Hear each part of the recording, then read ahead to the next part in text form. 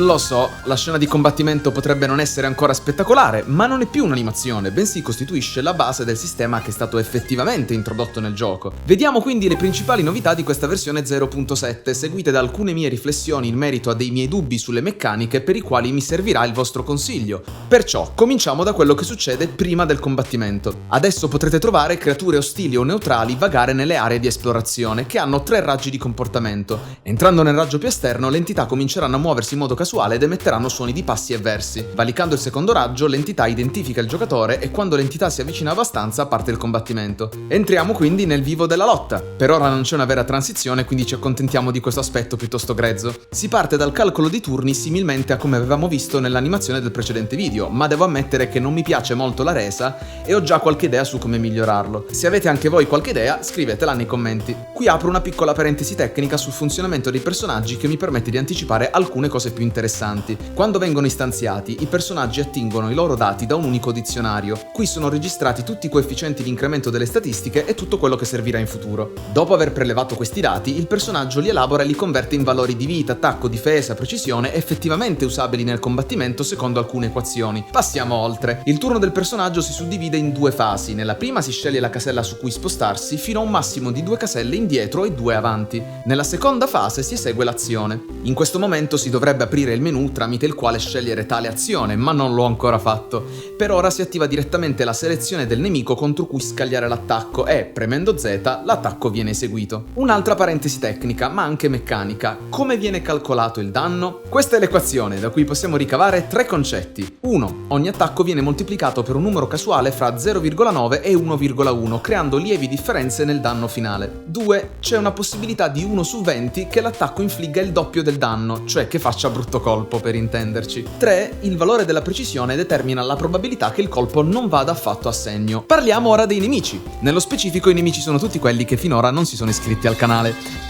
All'inizio della battaglia i nemici hanno una forbice casuale per il posizionamento e per il livello. Nel suo turno un nemico attacca un personaggio casuale e non è ancora in grado di muoversi, ma in futuro i nemici avranno dei veri e propri algoritmi di comportamento. Per quanto riguarda i punti esperienza, per adesso, alla morte di un nemico ne viene data una quantità casuale al personaggio che l'ha sconfitto. In futuro invece farò che tutti i personaggi riceveranno una certa quantità di punti esperienza. All'aumento di livello aumentano immediatamente tutte le statistiche del personaggio con la battaglia ancora in corso. Per finire, specifico che il sistema di salvataggio è già pienamente funzionante. Detto ciò, quali fra queste funzionalità presenti e future preferireste vedere sviluppate e approfondite prima? Sorvoliamo sulle aggiunte minori che potete comunque leggere sul canale Telegram del progetto e passiamo ad alcune considerazioni trasversali, specificando che comunque mancano ancora le animazioni degli attacchi, gli sprite reali, gli sfondi e quant'altro. Avete notato che ho rimosso il concetto della coda di azioni? Beh, alla fine ho deciso che fosse meglio far sì che il turno fosse composto da una fase di movimento e una successiva di azione. 2. Ora un grande dubbio. Non sono più tanto sicuro che ingrandire la visuale del personaggio e far comparire i menu in questo modo sia la combinazione progettuale migliore. Una fra le ragioni è che penso che sia utile per il giocatore avere sempre una visione complessiva del campo di battaglia, che però così non ci sarebbe. E visto che è la prima cosa che farò per la prossima versione, sto cominciando già a pensarci. Ma lasciatemi qualche commento se avete delle idee, perché io ancora non ne ho avuta alcuna. 3. Non sono sicuro che la proporzione fra personaggi e spazio tra le fasce sia ottimale. Cioè, gli sprite sembrano troppo grandi e quindi risultano troppo vicini quando sono l'uno di fronte all'altro. Forse basta ridurre le dimensioni in pixel degli sprite? Questo lo dico perché penso ad altri giochi fra quelli che mi avete consigliato dove gli spazi fra i personaggi sono molto più ampli, come nel caso di questo gioco super zozzo che, anche se non ha un sistema di movimento a fasce o a griglia, comunque mi sta facendo pensare. Fatemi sapere la vostra. E ora un'ultima riflessione, in parte collegata alla precedente, al di là del ricordarvi di iscrivervi al canale. Ho pensato a 3 modi possibili per disporre le fasce. La prima, a pseudo prospettiva,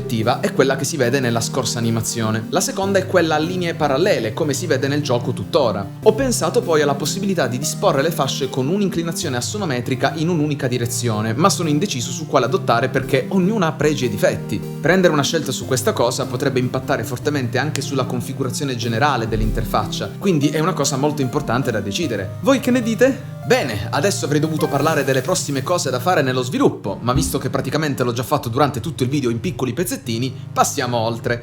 Quale sarà il prossimo video? Basandomi sul sondaggio a cui avete risposto qualche settimana fa, penso che parlerò di come i giochi che mi avete consigliato hanno influenzato o influenzeranno lo sviluppo. È un video che avrei voluto fare prima, ma dovevo prima portarvi qualcosa di veramente concreto all'interno del gioco, anziché continuare a parlarne troppo in astratto. Vi ricordo che potete scaricare il gioco dal canale Telegram del progetto, il cui link è in descrizione. Questa versione è un po' più instabile delle altre perché la correzione delle falle al di fuori del combattimento ha un'importanza secondaria. Però, se doveste trovare delle falle, vi invito a segnalarmele sotto questo video. Quindi vi imploro ancora una volta di iscrivervi al canale, di lasciare un mi piace al video per aiutarmi a diffondere il progetto. Siate generosi e ci vediamo al prossimo video. Ciao ciao!